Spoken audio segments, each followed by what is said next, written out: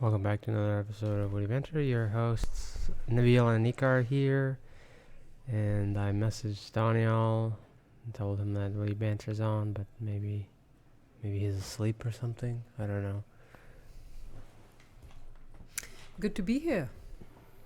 We Yes. gave ourselves some homework the other day, We did, and I did none of the homework. and the homework was what is the topic that we're going to talk about today. And the thing that really stands out for me is change of the season. Oh yes, the weather has definitely changed. How has that changed your work pattern, Nabil? I don't think it has. I just started putting warmer clothes on. Can you get up early like you did? I guess you didn't get up that early. Is there no change in your pattern based on? I feel sometimes when it's too hot. Okay, this will indicate a level of laziness that is part of me. When it's too hot, I feel it's too hot to work. When it's cold, I feel as if I need to take a little nap, kind of a nice, I think I can work better when it's. I can work okay when it's cold, but not when it's hot. Then it can be a problem. So when it's hot, it gets uncomfortable. When it's cold, you can turn the heater on, and you can put warm clothes on. That is true. We don't have central air conditioning, so there's none of that. And then you can. I actually don't like central air conditioning. I mean, of course, it's very convenient if it's extremely hot, but I like the ability to open windows. And on that note, it reminds me of the movie we were watching last night, and maybe we can debrief about that movie, because I had some reactions to it, and it's called Machina? I want to say Machina or. Yes. We could just Google. Well, to see there's how another this- word called machinima, which yes. is well, I don't know if it means something else, but it's a term used to describe movies that people make with like animation and video games. But I've heard people pronounce that machinima. So Okay. Well, that's like kind of so machine they pronounced, but machina how it's pronounced. So tell me what's your what's the premise of the movie and yeah, what's your thought about it? the premise of the movie It is. says machina Oh, okay. or machina. The premise of the movie is this programmer who's also the CEO of a large company has developed some versions of artificial intelligence that's in a robot. So it's not just like a software, but it's a software inside of a robot, so it's like a person kind of. And so this programmer wants to do this test called the Turing test. That's supposed to be. And Is there such a thing as that? I don't know. I'd imagine there Yes. would be. My nose is very itchy.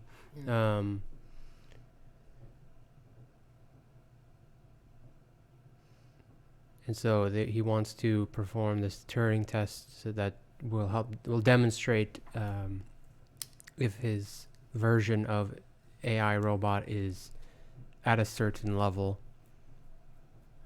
And so the Turing test is, I don't know if I just said it, but it's a test to see if a human can not tell if the difference between a robot and a human. It's named after Alan Turing. Oh, okay. I thought it would be. And so basically this person is selected because he won some contest. He thinks he's won. Well, No, I don't. spoiler alert to all our yes. viewers. How many are there out there? There's lots of them. And there's a large portion that's upset They'll stop viewing, Yeah. stop interacting with us. Yeah. Okay. Well, I suppose since we're talking about it, we can say, spoiler alert: we will talk about the ending and everything. Or, But or the elements of it, because there's some elements which you will imagine I connected with. okay. So anyway, the person gets selected to come on this offshore location or off-grid location and to test it out, but it it goes south. Yes, it goes Um, all over. Yeah. One, you lose trust in the. Well, it's very hard to trust the CEO guy from the start. He's an alcoholic. Yeah. At least it very clearly seems like it. He's very. Yeah. Well, beyond that, The only person we can trust is the main character that we see from the beginning. Mm-hmm. He is the only one who we have the level of credibility about his perspective of what's going on. He's not sure about what's going on, but we can trust whatever he'll tell us is accurate. Correct? Yeah. We don't doubt his credibility. Right. All the other characters we are not, and there are only really 3 other main characters, if you can call them characters. Yeah. And it's actually one character who has created 2 other characters. One is a bigger side character than the other. Correct? Yeah. We're talking about the robots. Yes. Okay. So here's a couple of things. Remember that other movie we saw where they go to space and they are made to sleep for I don't know how many years, and then one person wakes up by mistake, and then he wakes up the woman that he falls in love with, and it's just 2 characters. Again, it's futuristic. It's I don't know if you remember, and it's just the 2 of them are now on the spaceship, and everybody else is asleep because they're being shipped to Mars or somewhere, or somewhere else, you know. So the idea was they would fall asleep and then, you know. So my beef with the story is in Which one? this one, as similar to the other one. Okay. Now this is a male-run story. Okay. It's a very male perspective. I didn't see the need to show model-like women nude, even if they were robots. I feel that's, you know, I don't felt that made the movie move forward. You could have had any part of the body peeled off to show that they were robots. Mm-hmm. To me, that was, and then the other thing I felt was there seems to be a theme in stories, and I want to be corrected if I'm wrong, because this is at least what I'm seeing, that men are still in charge, and women are being manipulated, even though the ending indicates otherwise. But and it's a robot, but it just seems very one-sided. It seems as if the world is run, whether the real world or the artificial world, is a very male, and you could argue why. I mean, I don't know. Did you have a problem with the scenes where you thought, do we need to see nude women as part of the story? I mean, you might just to view them, but did it move the story forward? No, it didn't move the story forward. And the man was a lecherous man. This brilliant lecher. I mean, I would love to. Lecherous means he seems as if he's overpowering toward women. I don't know the exact meaning, but in a negative way, a very bad-charactered man. This character. Mm-hmm. Now you could argue, if you were interpreting it with this concept of a godlike character and a vindictive. This is clearly the CEO is a vindictive. I mean, you could talk about it from the material from the capitalist perspective of, companies controlling individuals, innocent individuals. Yeah. Yeah, where do you draw the line between what you just described and wanting to Be entertained. progress technology? I'm not even talking about entertainment. Because he said things like, I think his company was similar. It was like a mirror version of Facebook, I think, where they just had a bunch of programmers. Yeah, and the software is something that people use, and I don't know if they described what the company was, we didn't. But it sounded like Yes. it was a Google or a Facebook or something where there's yes. a lot of human input. And so he described it as, this isn't like a system that tells you what humans want. It's like how they it's a system that shows how the humans think. Statement that he makes about it, and I forget it. And so he's using that to help develop artificial intelligence. Now, one could say that's I don't know, maybe not vindictive, but manipulative or something negative. And then another person can say, well, this is the information that we have, and this person is using it to build upon. So clearly he was a genius, because he'd written this program at 13 and was, knew the ins and outs of programming and artificial intelligence and had created. He was pretty much either an amoral genius or an apathetic genius. He didn't care the implications of his genius from the individual to the... He wasn't looking to help humanity in any way. As we progress to the future, should we be looking to people who benefit humanity, or should it just be let it go without any moral implication? Some of these things, I think, don't come out of that kind of thought, like your Googles and Facebooks. I don't think the people who made that were like, we want to help humanity. Do you think so? I don't know. You can never know the reason. Like it ended up helping humanity with, But so here's the other thing.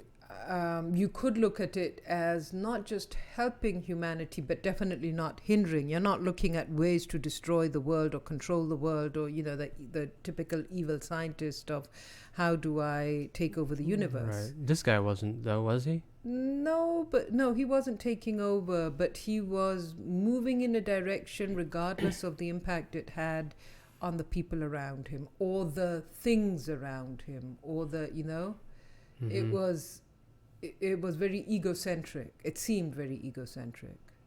Yeah. I'm trying to think though, like I don't remember anything about him not caring about, like I get that you might guess that he would have those kind of feelings, but I didn't see any scenario where he's like, yeah, I don't really care about society. There was a conversation where he mentioned about the robots he created, and I wasn't paying too much attention about that conversation, but how he said when I'm done with one, then it was kind of equivalent to the death of that. And I would imagine that the writer put it in there for us to consider, kind of think about. Just like we think about about animals and plants, and the consideration of the other.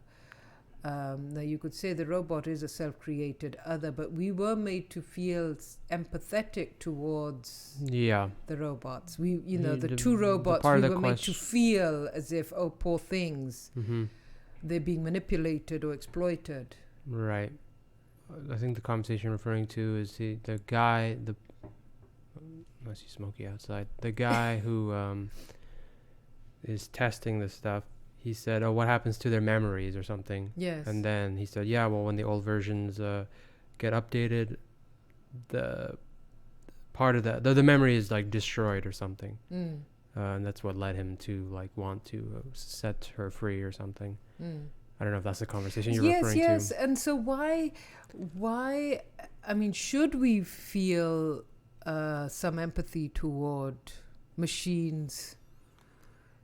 Or as human beings, does the indication of feeling toward anything show your humanity? It's not about the other, it's about yourself.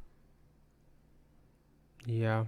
I mean, the answer to that is probably, yeah, you probably should feel empathy if you're creating these things that are Human-like. Yeah. Humanoid. I mean, the bottom line is, do they express emotion? Like, that'll be the deciding factor on whether or not you should care about them, I think. But we know that animals don't express emotion. I mean, yes, they do. If you hit them, yes, they'll yeah, make that's noises, true, and that's you will true. feel bad. Yes, normal yes, people. Yes, normal animals, not people. No, I'm saying the person will feel bad if you see the animal being hit and expressing themselves. Well, plants but if I don't chop, express emotions. Exactly, but you don't feel bad about. Yes, you do. If you've destroyed a flourishing plant and you just go and. Yeah, but if you farm rice and you start taking a machete and cutting off, you don't feel bad about that. No, but if you took a machete and started cutting cows, you'd feel much differently. Yeah. But even the machete or for plants, if it's not for a reason, you feel bad. If it's just clearing the space without a reason, because there has to be a reason for it, doesn't there? Sure, I suppose. I mean, if you just started cutting down plants for no reason. Yeah, I mean, you cut out weeds.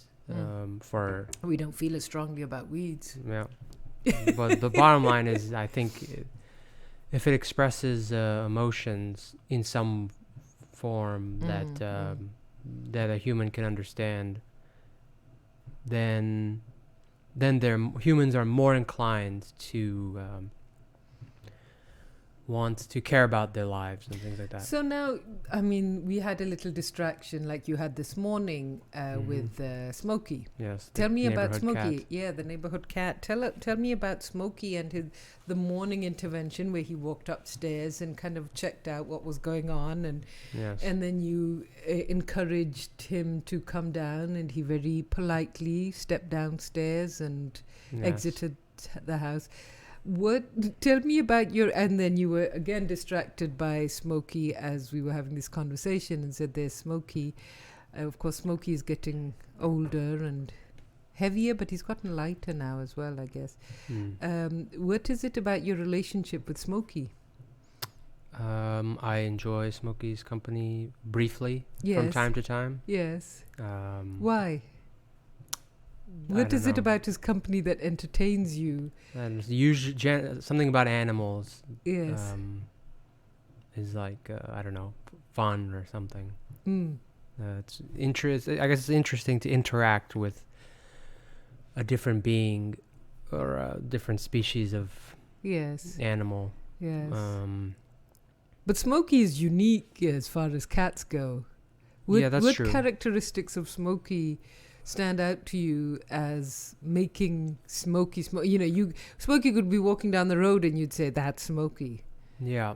I guess he wants to interact with at least me and most of the other people who have seen him. Yes. As opposed to other cats might be more standoffish. But he's still, even when he wants to interact, it's kind of on his own terms. Yeah, that's true. Which it's interesting. He's not, come, give me a cuddle or whatever. He'll come up to you and then he'll say, but don't get too close to me. Yeah. I don't care that much for you. Yeah, I relate to that. Yeah. It's just like, we'll interact with each other once in a while, but that'll be good enough. Yes. Our paths will meet and Smokey will be polite. Yes. But not aggressive in either way. Yeah. Because there's another cat that I see. It's an orange cat. When I do my walk.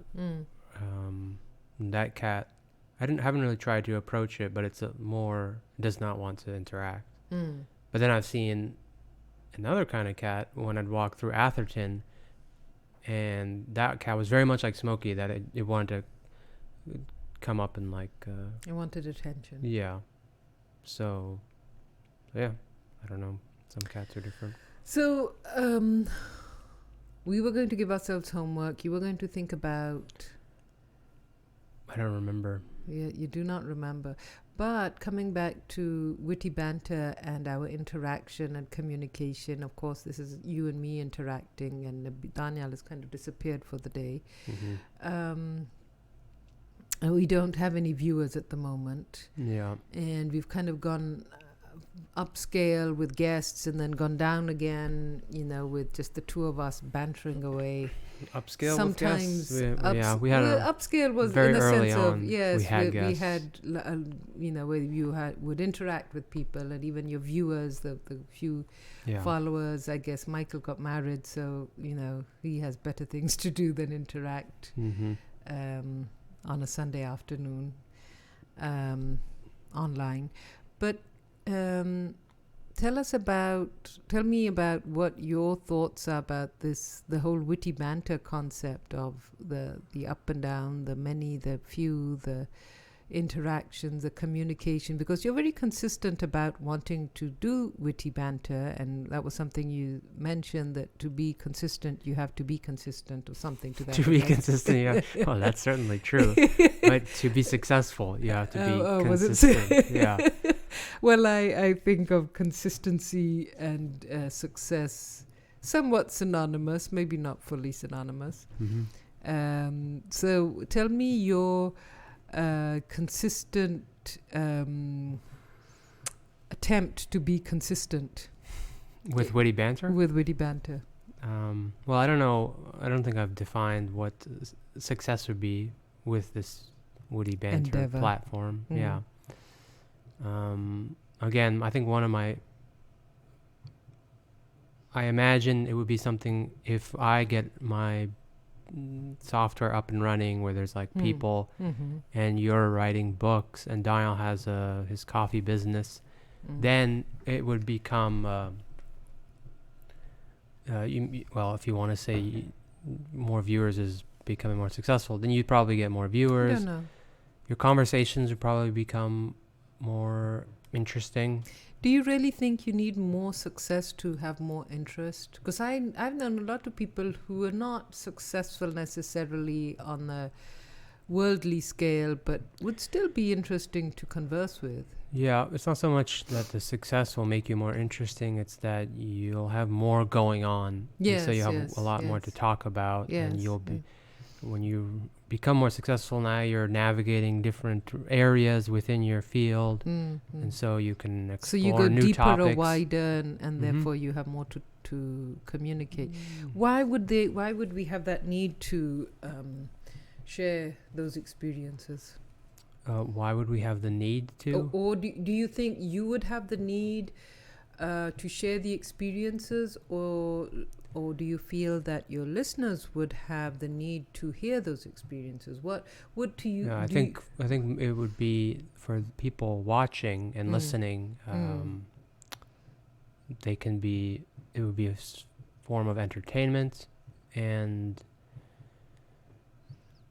they could learn as well. When I pick podcasts that I watch and listen, it'll generally be people that I find interesting, and these people are successful and are more interesting in the same way I described earlier, where they have a lot going on, and it's not something that your average person could give you an insight on. To boldly go where no man has gone before, or woman. Yeah, exactly. So when you see interviews with like Elon Musk or John Carmack or whoever you find interesting, Bill Gates, like they're doing things that other people are not. Well, and not only that, but and they're talking about things that other people, a normal person, is not gonna talk about. So at most it's just interesting content to watch. I think the initial reason for the podcast was You just wanted to do a podcast. Yeah, and why I mentioned that there's a lot of negativity on the internet, and Yes, so yes. to provide positive content, so I think that would fulfill that goal. Yes, so even though Daniel is not here today, we do have his coffee with us. Yes. So And how did you make this? Yes, so we made a whole batch of coffee this morning, and there was some left over, and I thought, oh, I love having iced coffee. But when you put ice in coffee, it just doesn't taste as good. So I just froze the coffee, and with the idea that whenever you froze it and it was already in liquid form? It was already in liquid form. So taking the hot coffee, instead of throwing it away and thinking you don't want to use it, you just freeze it, the leftover coffee. And then when you want a cup of cold coffee, instead of putting ice in, and instead of having to make coffee, because that was what was happening, I would make coffee for work. And then sometimes I'd think, oh, I want it to be cold. And then I'd put ice in it and it would be too watery.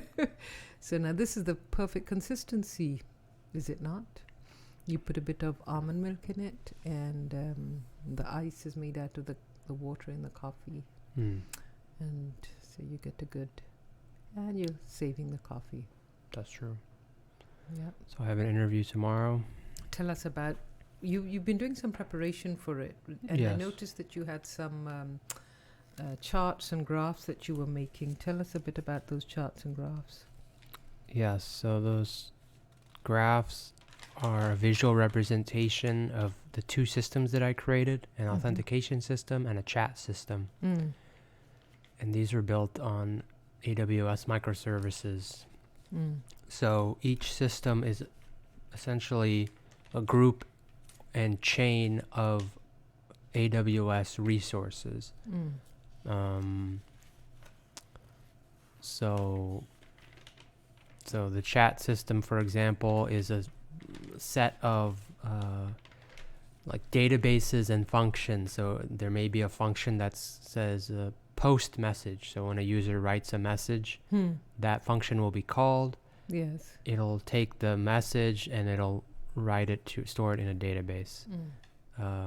So the chart just kind of visually shows you how everything, all the resources and which ones rely on each other. And so I'll explain I'll give a brief description of the systems while showing them the visual representation. I also have a copy of a question that I asked and answered myself on the AWS forums. So I posted it because I was stuck. And then I eventually solved it like a day or two later. But I know that even if nobody responds to my thing, it's good to give the solution on your own question so that other people who are doing the searches can use that. So I printed that out as an example of how I would go about problem solving, and pasting all the kind of context and relevant information that somebody else would need if they wanted to help solve the problem. Because a lot of the job will entail debugging and doing these sorts of things where somebody poses a question, hey, I get this error on my workday thing. How do I solve this? And so I would, if they didn't give me more information, I might go back to them and say, hey, could you give me this, and this piece of information from your system? And then I could reproduce the problem on my own system and eventually get to a solution. And it might be a problem with the client. It might be an issue with how our engineers developed it. So that's what I will go. Prepared, yeah. Who do you think, how many people do you think you will meet? And it's 3, well, technically it's 4, but the first and last it's the same person. It's the HR person. And then the 3 people I'll meet, one, well, I'll omit their names, but the first person is a senior analyst. So it's like my position, but senior level. And then the last two are managers. So the last one is the manager that I already spoke with, and the first manager is, I believe, is like a peer, if I were to guess. Tell me a bit about your thought, your meta level thought about interviewing. Having gone through the process, in the last 5 years, a few times, in different scenarios, your thoughts as presenting yourself and your knowledge base to others. Basically, I've never really, I have thought about, when you're applying for a job, you're showing to people, I can do the job that you want to have done. You're looking for someone and I will provide you the skills. But sometimes when you're applying and you're interviewing, you think more of, oh, please, can I have the job kind of thing. What is your mindset going, as opposed to, if this works for me, I will do it.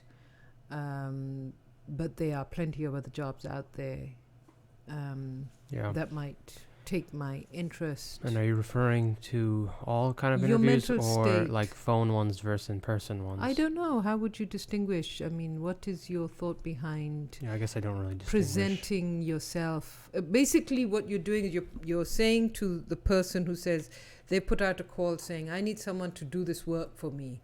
And you're putting yourself out there amongst a group of other people who say, we can do this too. And I know there are times, when I was interviewing, there were times I was very, very nervous. And then there were times where I wasn't as nervous. I thought, this is who I am. If you want me to do the job, I'll do it. And if you don't, that's fine. I'll look for others. And I know that might come across as, for the person who is listening to you, different people are looking for different things. You can't really address everybody. You can think about it. You can say, well, this is the manager and this is my colleague, and I'm going to show this person that I will work well with you, and that person that I will take initiative and follow direction and won't cause problems and make things easier for you. And, so what is your thought about your thoughts as you go into this slightly longer interview? Or do you have any thoughts? Or are you just thinking, I've done my preparation and I will just go and have a conversation? I think it's that. I think you just have to do some sort of preparation. You're not going to cover all bases to fully describe the kind of person you are in 30 minutes. So you just have to kind of go with one angle and then just present that. Definitely come at it as...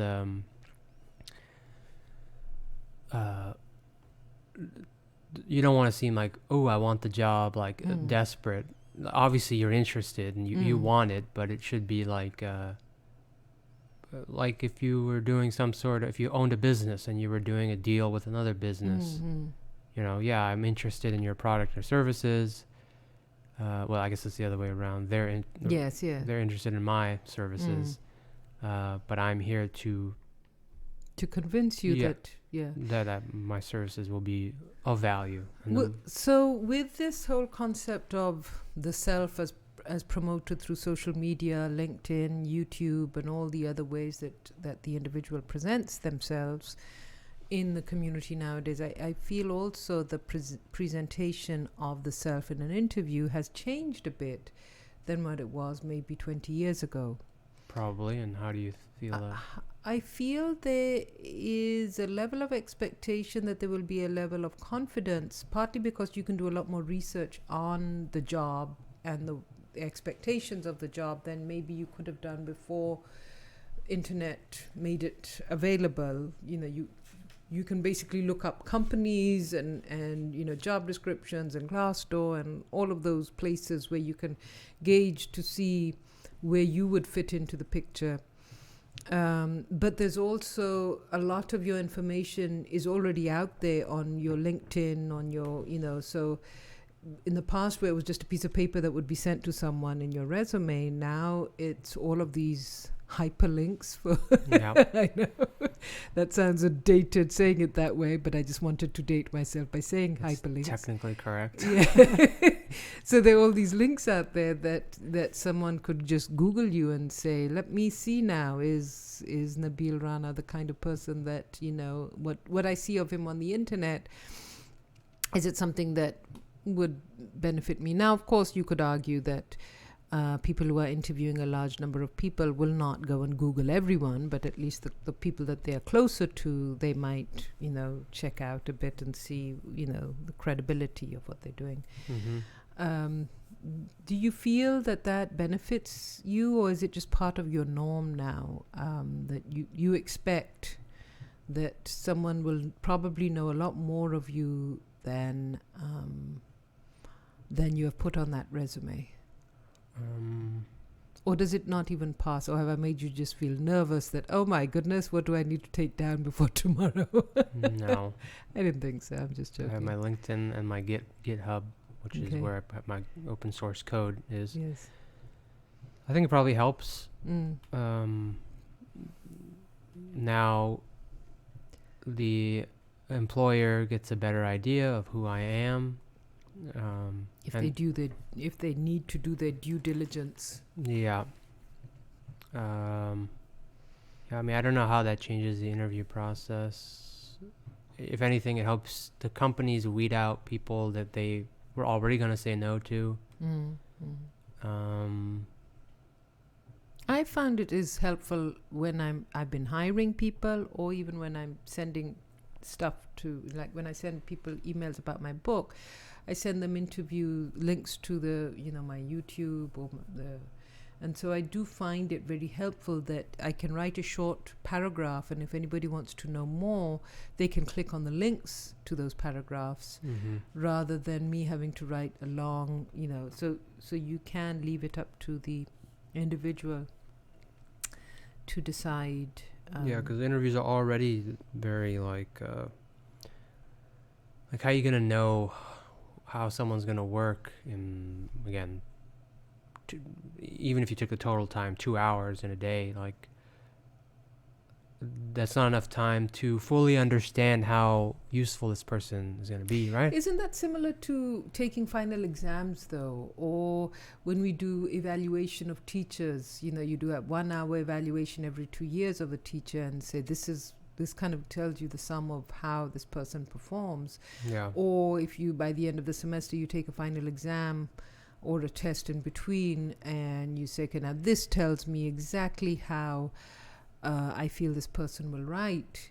Yeah. And that's why sometimes things like so here's the thing. There are times where you want to have a general sense of somebody's knowledge base. And so you could say a quick overview gives you an idea of how this person would interact with a client, who the first interaction with that client maybe, or the person you'd say, or if they're sending an email, how are they using the language skills? I'm talking now from the perspective of a teacher and a student engaging you with a quiz or but having said that, human interactions are much more long-term generally, even in the business world. Yeah. And the last thing you want is someone who makes wild guesses, and some of them work and some of them don't, like sometimes people do in multiple choice quizzes or tests, without going deeper and saying, hold on, sometimes you need people to hold the thought and hear the situation and do their homework before giving a response. So so I feel that in the interview process there are times where you might want people to demonstrate how you would interact under pressure. That, I guess that for those reasons that process is good. And there has to be some way you get to know the person. I think this is just the best way we have, because nobody has time to I can't spend a week with a person and then realize, we're not going to hire you. right? That's Yes. you can't do that. Well, that happens with when you do when someone's on probation, as in job probation, where you say we're going to do a 2 months trial. No, okay. And But you all, if it works, then you'll have a permanent position. If not, that's true. But you don't do that with everyone. no. So I think this is just the best we have with the interview process, and these other sources of information like LinkedIn or whatever help with that, because now you can you get a better picture of the person. And specifically with technical jobs, it's even better because you can see what kind of work that they put out. So if it's not a soft skills job, or if it's a hard skills job, then these kind of things are helpful for that.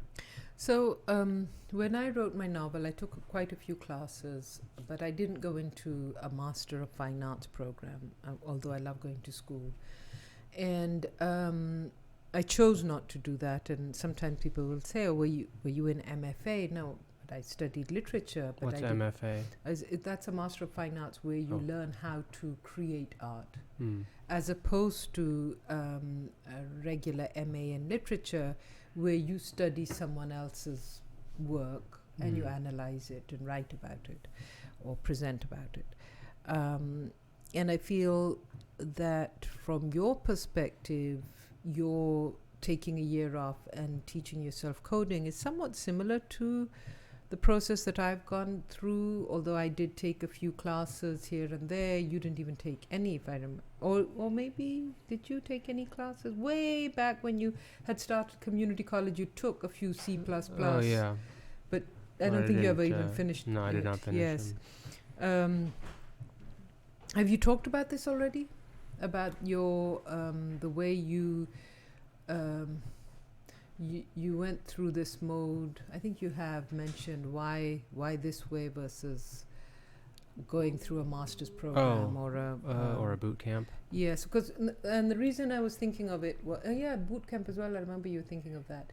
When you were talking about technical know-how and how you do your homework, basically, or preparation to be able to do the job that you want to do. Yeah. For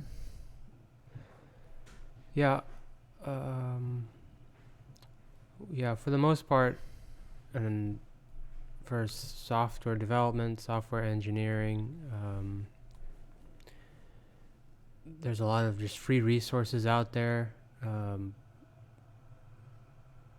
The services that the companies will actually use, like AWS, there's open documentation on how to use all of them. So if you want to get a job with a company that develops on some sort of cloud platform, the documentation is out there. You can go read it and start building things to learn that way. You don't have to pay. And actually, if you got a master's and you wanted to get into the cloud services stuff, you'd probably learn like fundamentals and theoretical stuff. And then the practical stuff would still be, you'd have to go learn that. So it depends what you're trying to accomplish, I guess.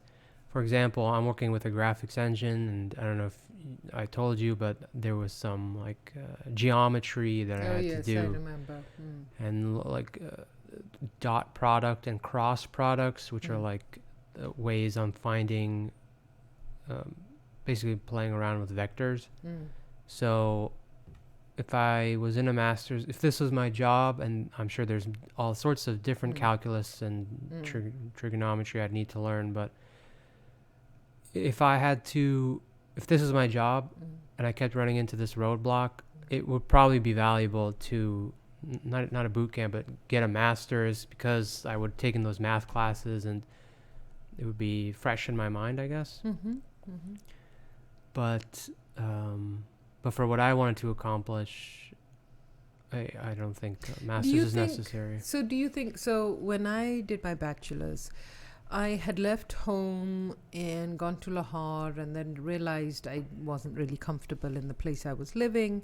at the college I was at. And so I decided to go back home and study, basically kind of like you did, study at my home. And there were final exams, and that benefited me that, I just sat and studied all day long.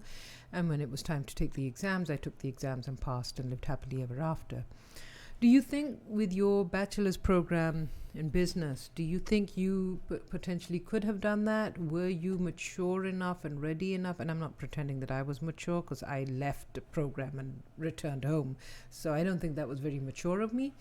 But I was mature as a student, in the sense that I knew how to study to be, to get through the exams. Would you have benefited from a program where you could just sit and study what you were supposed to study and take a final exam? Or do you feel that it was more convenient and more appealing to actually go to USF and Kenyatta and all of the other places that you went to? I don't know. You weren't that engaged at the time, or you were, or? Yeah, I definitely was not that engaged.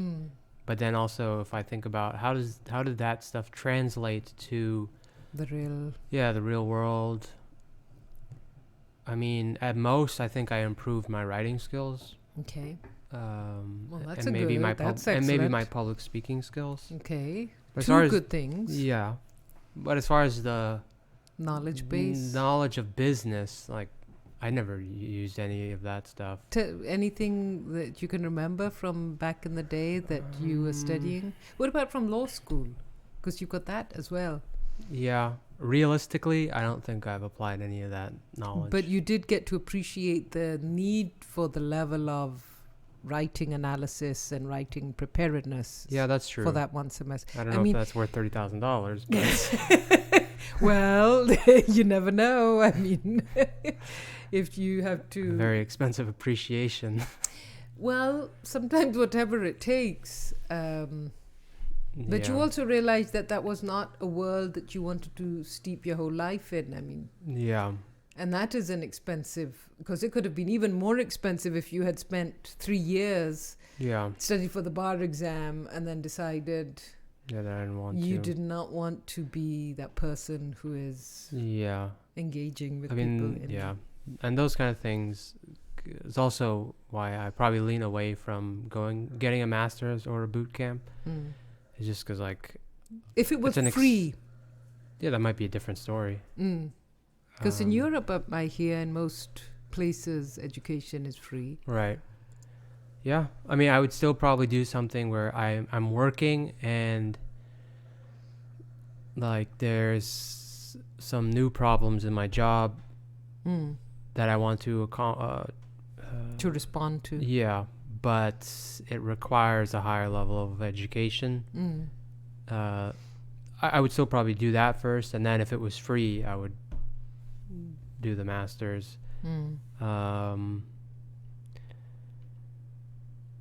Yeah, I always tell myself that, like, well, the first person to understand anything didn't have a teacher. So, and I have all these resources to learn stuff, so I shouldn't need to go to get a master's. Yes. I should just be able to teach myself. You should have the incentive to be able to find the answer to the question. Yeah, exactly. Because you have all these... bottom line is you're trying to learn something, maybe a set of skills or some specific knowledge base.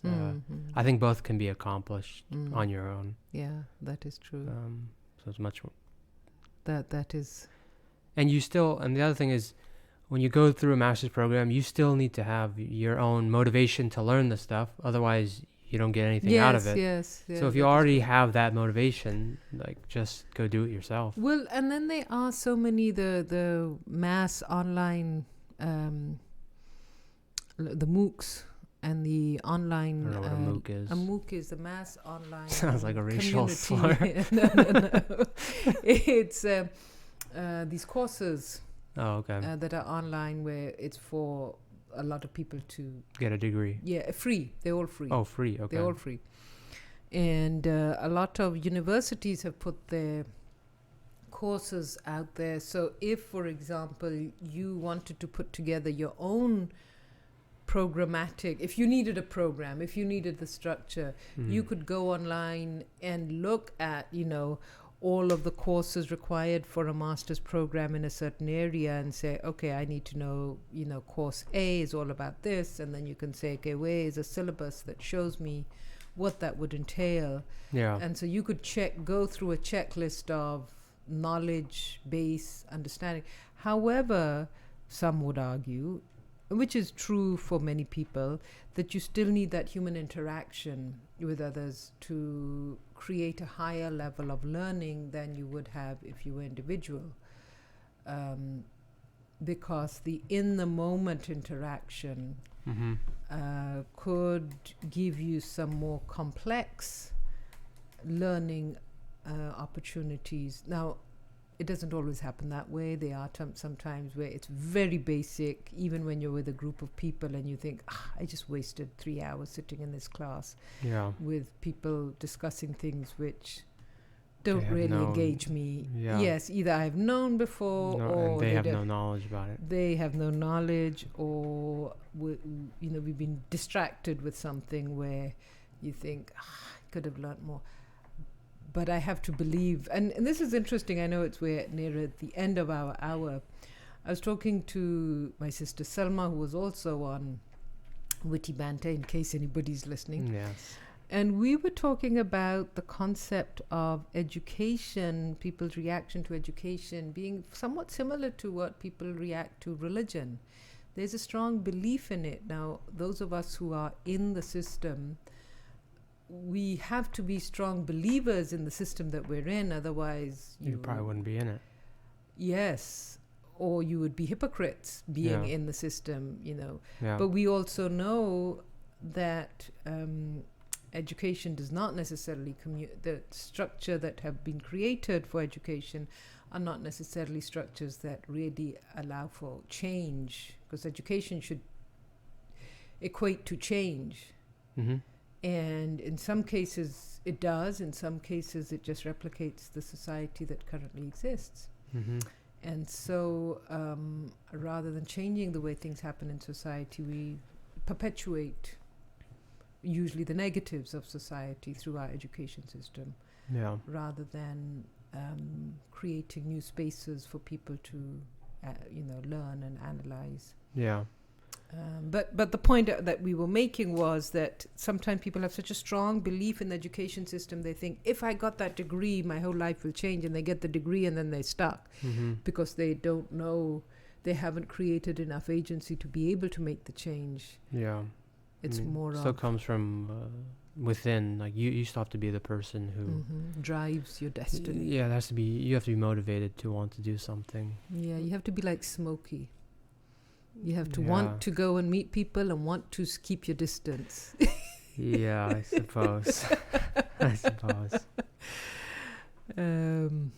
Yeah, so next week maybe we will have some news this way or that about how the experience was and whether your preparation helped. Do you feel any nerves, or do you feel no, not at all? Oh, is that good? Do you think that's good? Not being Well, I think it's good. Yeah, it'll keep you more comfortable. Yeah, exactly. Although I have heard people say a bit of adrenaline. If you're not good. nervous, then something's wrong. I don't know. I think that can be used in specific situations. Yeah. I guess the point is that maybe you're missing something then. Yes. But I don't think I'm missing anything. Yeah. If I do get a job, it could potentially conflict with this, because this work schedule is 10-hour days, 4 days a week, and they're trying to do a 365-day coverage. So that would tell me that people work on weekends. And considering... So you might have to be consistent with work rather than consistent with the WittyBantr. Well, maybe we just shift the time and day or something. We could do that. We could consider that. Yeah. And I imagine I'd get weekends because if I'm a new hire, I assume everybody is like, yeah, we want the weekdays, please.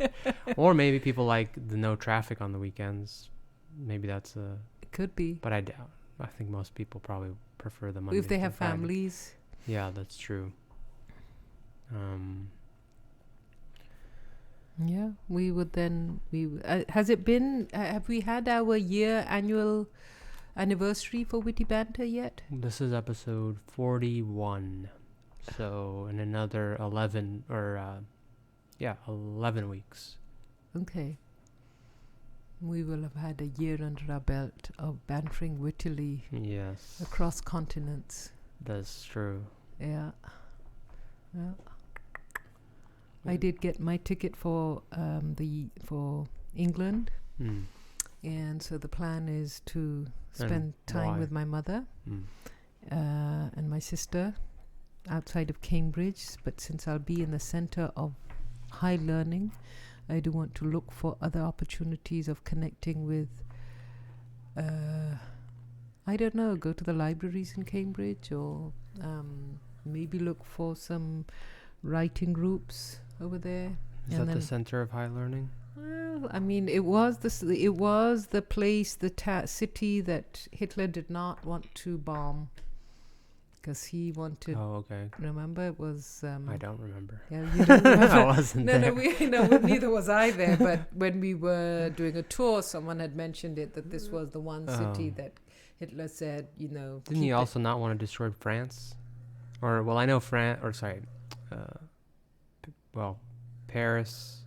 I just remember the French surrendering because they didn't want their beautiful country to be destroyed. It could be. I wrong. haven't studied the Second World War to that extent, but I do remember someone saying that he did not want to bomb Cambridge because that was a city that he would want to kind of keep intact because of its buildings and its, I guess, status as learning. Both Cambridge and Oxford are competitive that way. So that is maybe there'll be another, like I did in February, a WittyBantr from. And is this for your winter vacation? This is during winter break. It'll be extremely cold, but I will. I might be going to Spain as well, Malaga. But you teach next year too? I teach one more semester and then I retire. Then I become a full-time writer, whatever that means. Yeah. Then I'll have to create my consistent. What is it that you say? If I want to be successful, I need to be consistent. That's it. Yeah. I'll have to have a consistent routine of space and time, of where I write and what I write. And you will be working on your audio version of your novel? I am planning to do that. I'm looking forward to that. I was. I don't know why. I'm just kind of sitting. Oh no! I've ordered the equipment that you have mentioned, and maybe I'll go through the reading. You'll basically use this microphone or any of these. Yes, that is going to be an exciting experiment. I'm going to read through the book and see how it goes. The book, Wild Boar in the Cane Field, as your viewers might or might not know. Yep. I'm pretending anybody's watching this. Well, people could still watch this later. They could. Someone could watch this in 50 years. Yes. If they wanted to. Yeah, they could. And they'll say, what was that movie they were talking about? People, what if there's a video of Charlie Chaplin talking about...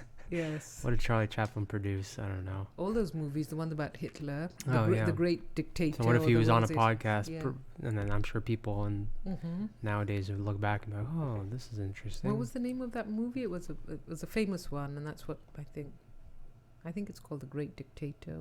I'm not sure. I'm not familiar with the Chaplin catalog. Yeah, you're not. But you knew when his granddaughter, who was... I think his great-granddaughter, but yeah. Was it his great-granddaughter who was in that movie? It was in the Game of Thrones? She's in Game of Thrones, and she's in a few other things. Okay. Yeah. Oh, there's a movie that was made of Chaplin. Maybe we should see that movie. Maybe. Well, it's 5:02, so I guess we can wrap it up. Thanks for tuning in, and until next time, toodaloo. Toodaloo.